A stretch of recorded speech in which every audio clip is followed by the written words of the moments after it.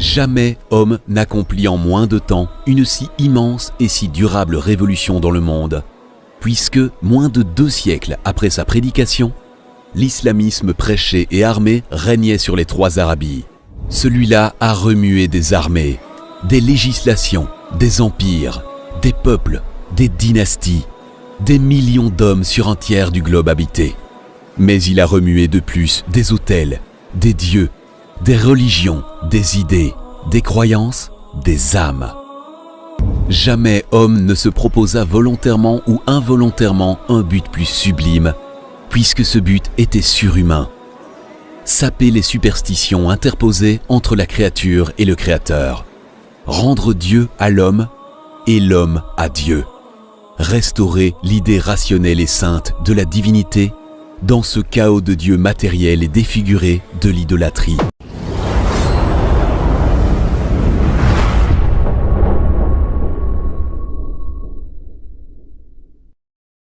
N'est pas la religion de Dieu, et que Mohammed, paix et bénédiction soient sur lui, n'est pas un prophète de Dieu.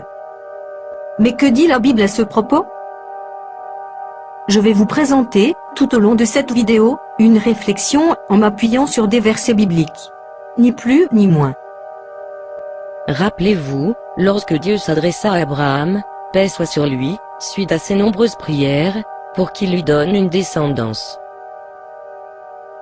Dieu lui a annoncé une bonne nouvelle. Il a exaucé ses prières. Dieu a fait 2 promesses à Abraham, la paix soit sur lui. Oui, 2 promesses. La première promesse concerne Isaac. La deuxième promesse concerne Ismaël. Commençons par la première promesse, où Dieu dit, dans le livre de la Genèse, chapitre 17, verset 19.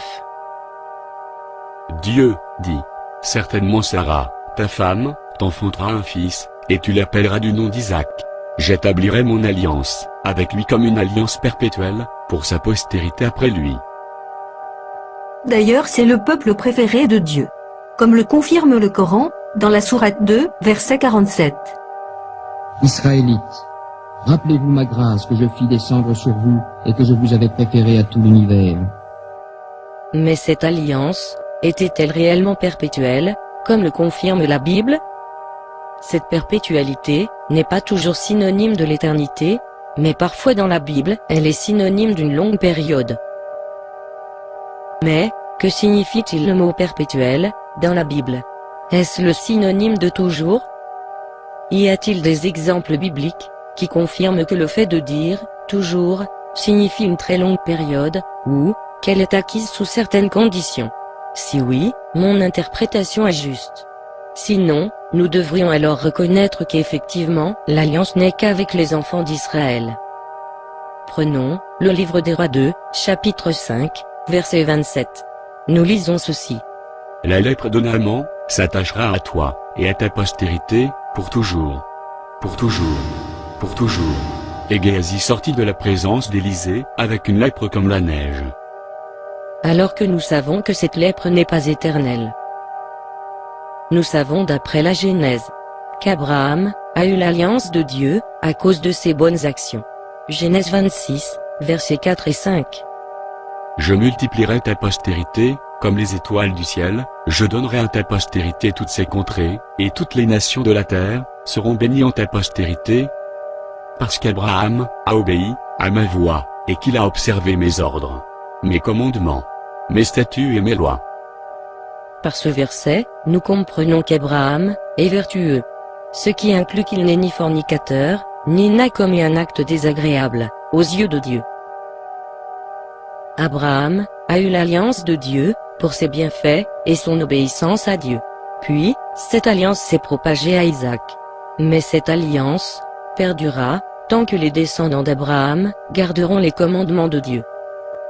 Genèse 18, verset 19. Car je l'ai choisi, afin qu'il ordonne, à ses fils et à sa maison après lui, de garder la voie de l'Éternel, en pratiquant la droiture et la justice, et qu'ainsi l'Éternel accomplisse en faveur d'Abraham les promesses qu'il lui a faites. Ceci est confirmé dans le Deutéronome, chapitre 7, verset 12. si vous écoutez ces ordonnances, si vous les observez, et les mettez en pratique, l'Éternel, ton Dieu, gardera envers toi l'alliance et la miséricorde, qu'il a juré à tes pères. Ces versets prouvent que l'alliance de Dieu avec Israël dépend d'eux. S'ils gardent les commandements de Dieu, elle restera avec eux. Sinon, l'alliance et la miséricorde sera rompues. Jésus, la paix soit sur lui, a blâmé Jérusalem. Dans Matthieu, chapitre 23, versets 29 à 39. Malheur à vous, scribes et pharisiens hypocrites. Parce que vous bâtissez les tombeaux des prophètes, et ornez les sépulcres des justes, et que vous dites, si nous avions vécu du temps de nos pères, nous ne nous serions pas joints à eux, pour répandre le sang des prophètes. Vous témoignez ainsi contre vous-même, que vous êtes les fils de ceux qui ont tué les prophètes. Comblez donc la mesure de vos pères. Serpents, race de vipères. Comment échapperez-vous au châtiment de la géhenne? C'est pourquoi, voici, je vous envoie des prophètes, des sages et des scribes. Vous tuerez, et crucifierez, les uns, vous battrez de verges les autres, dans vos synagogues, et vous les persécuterez de ville en ville, afin que, retombe, sur vous, tout le sang innocent répandu sur la terre, depuis le sang d'Abel le juste, jusqu'au sang de Zacharie, fils de Barachi, car vous avez tué entre le temple et l'autel. Je vous le dis, en vérité, tout cela retombera sur cette génération. Jérusalem, Jérusalem, qui tue les prophètes, et qui lapide ceux qui te sont envoyés. Combien de fois ai-je voulu rassembler tes enfants, comme une poule rassemble ses poussins sous ses ailes, et vous ne l'avez pas voulu. Voici, votre maison vous sera laissée déserte, car, je vous le dis, vous ne me verrez plus désormais, jusqu'à ce que vous disiez, béni soit celui qui vient au nom du Seigneur. Ainsi Israël ont transgressé les commandements de Dieu. Alors Jésus, la paix soit sur lui, a dit, dans Matthieu, chapitre 21, versets 33 à 44. Écoutez une autre parabole. Il y avait un homme, maître de maison, qui planta une vigne. Il l'entoura du nez, y creusa un pressoir, et bâtit une tour, puis il la ferma à des vignerons, et quitta le pays. Lorsque le temps de la récolte fut arrivé, il envoya ses serviteurs vers les vignerons, pour recevoir le produit de sa vigne. Les vignerons, s'étant saisis de ses serviteurs, battirent l'un, tuèrent l'autre, et lapidèrent le troisième. Il envoya encore d'autres serviteurs, en plus grand nombre que les premiers, et les vignerons les traitèrent de la même manière. Enfin, il leur envoya vers eux, son fils, en disant, « Ils auront du respect pour mon fils. » Mais, quand les vignerons virent le fils, ils dirent entre eux, « Voici l'héritier, venez, tuons-le, et emparons-nous de son héritage. » Et ils se saisirent de lui, le jetèrent hors de la vigne, et le tuèrent. Maintenant, lorsque le maître de la vigne viendra, que fera-t-il à ces vignerons? Ils lui répondirent, « Il fera périr misérablement ces misérables. Et il fermera la vigne à d'autres vignerons, qui lui en donneront le produit au temps de la récolte. » Jésus leur dit, « N'avez-vous jamais lu dans les Écritures, la pierre qu'ont rejetée ceux qui bâtissaient, est devenue la principale de l'angle. C'est du Seigneur que cela est venu, et c'est un prodige à nos yeux. C'est pourquoi, je vous le dis, le royaume de Dieu vous sera enlevé, et sera donné à une nation qui en rendra les fruits. Celui qui tombera sur cette pierre, s'y brisera, et celui sur qui elle tombera, sera écrasé. » En bref, le maître de la vigne, c'est Dieu. La vigne, c'est l'alliance prophétique de Dieu. Les vignerons, ce sont les Israélites. Les serviteurs, ce sont les prophètes, envoyés de Dieu. Jésus leur informe que les vignerons tuèrent les serviteurs, envoyés par Dieu. Et par conséquent, à cause de leurs multiples péchés, la vigne sera confiée à d'autres vignerons. Et qui dit la vigne confiée à d'autres vignerons, signifie automatiquement qu'il doit y avoir un serviteur, envoyé par le maître de maison, pour recevoir les fruits qui lui est dû dans cette nouvelle alliance, afin que l'ancienne alliance soit brisée, comme le confirme Jésus, la paix soit sur lui. Et qui est l'autre peuple qui est promis d'être béni? Nous nous retrouvons, donc, avec la deuxième promesse. Genèse, chapitre 17, verset 20. À l'égard d'Ismaël, je t'ai exaucé. Voici, je le bénirai, je le rendrai fécond, et je le multiplierai à l'infini, il engendrera 12 princes, et je ferai de lui une grande nation. Nous savons tous que Dieu ne manque jamais ses promesses. Aussi je vous demande, quand est-ce que Dieu a-t-il rendu la postérité d'Ismaël une grande nation? Et quand l'a-t-il béni? Nous savons tous que les Ismaélites, en période pré-islamique, n'étaient rien. Même les grandes puissances de l'époque, telles que les Grecs, les Perses et les Romains, passaient sans y prêter attention. Les historiens le confirment. Et qui est la personne qui a permis à la nation d'Ismaël de devenir une grande nation en moins d'un siècle?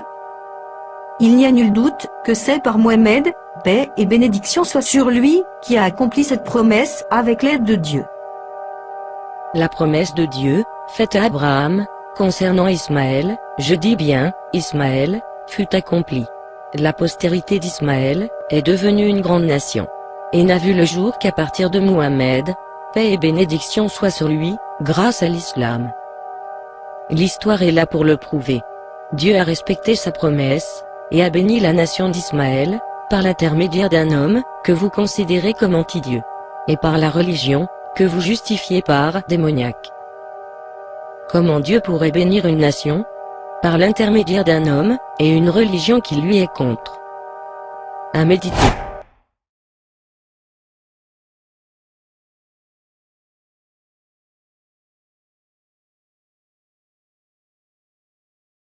Parler d'une prophétie qui annonce l'arrivée de l'islam dans la Bible et confirmée bien évidemment par un très grand rabbin. Regardons ce que nous dit ce commentaire à propos de la prière d'Abraham. Puisse Ismaël à tes yeux mériter de vivre. Donc là, Abraham prie en faveur d'Ismaël et Dieu va lui répondre. C'est la descendance d'Isaac qui observera l'alliance de la circoncision. Mais puisque tu as formulé un vœu pour Ismaël, lui aussi connaîtra la gloire.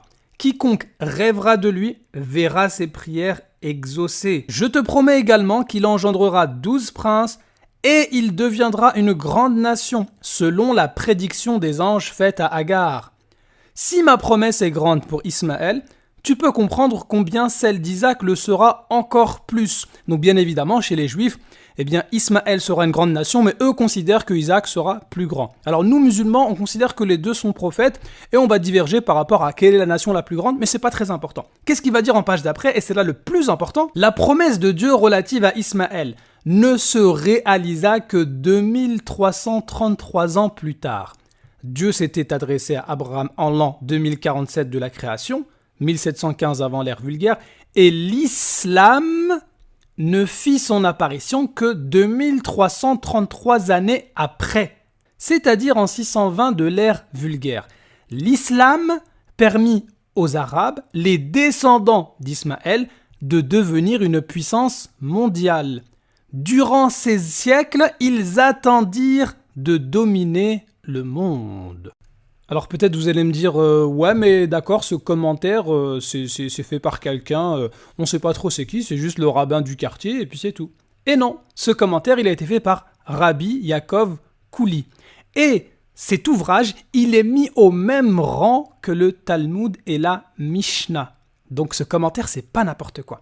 Et il y a beaucoup de juifs qui considèrent ce commentaire parmi les meilleurs jamais écrits sur toute la Torah. Donc qu'on vienne pas nous raconter des salades.